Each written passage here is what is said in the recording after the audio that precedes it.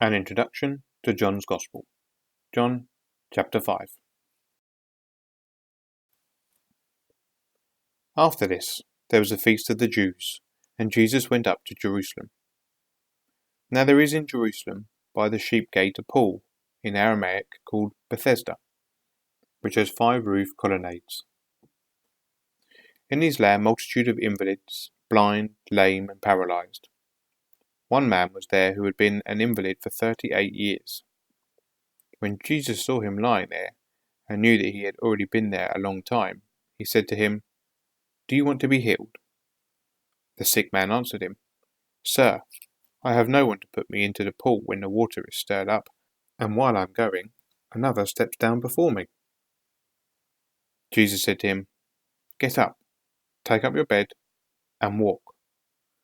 And at once the man was healed, and he took up his bed and walked. Now that day was the Sabbath. So the Jews said to the man who had been healed, "It is the Sabbath, and it is not lawful for you to take up your bed." But he answered them, "The man who healed me, that man said to me, 'Take up your bed and walk.'" They asked him, "Who is the man who said to you, 'Take up your bed and walk'?"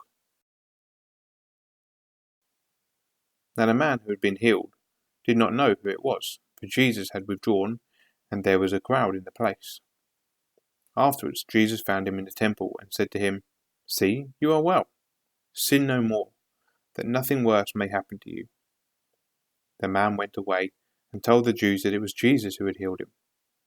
And this was why the Jews were persecuting Jesus, because he was doing these things on the Sabbath. But Jesus answered them, "My Father is working until now, and I am working."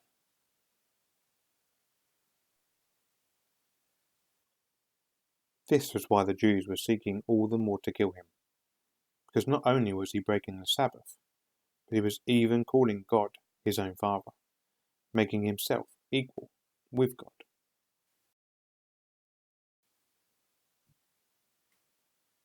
So Jesus said to them, "Truly, truly, I say to you, the Son can do nothing of his own accord, but only what he sees the Father doing.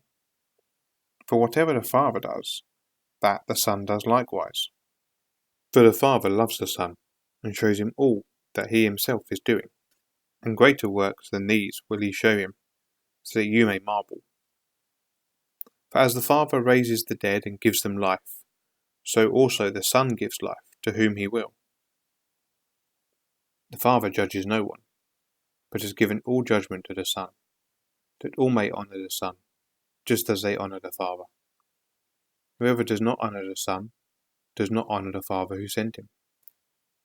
Truly, truly, I say to you, whoever hears my word and believes him who sent me has eternal life.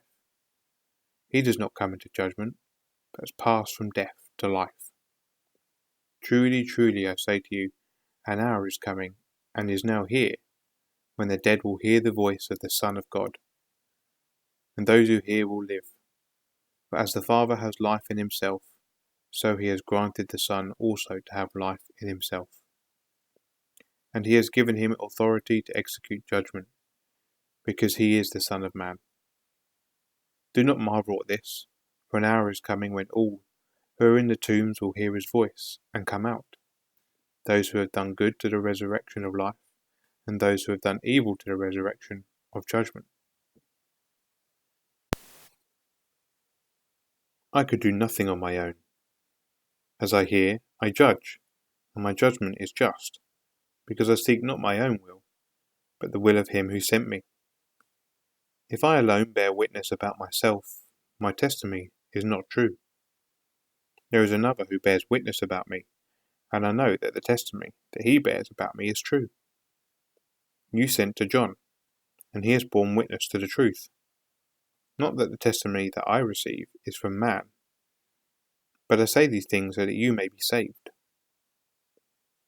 He was a burning and shining lamp, and you were willing to rejoice for a while in his light.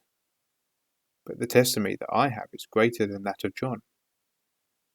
For the works that the Father has given me to accomplish, the very works that I am doing, bear witness about me that the Father has sent me. And the Father who sent me has himself borne witness about me. His voice you have never heard, his form you have never seen, and you do not have his word abiding in you, for you do not believe the one whom he has sent.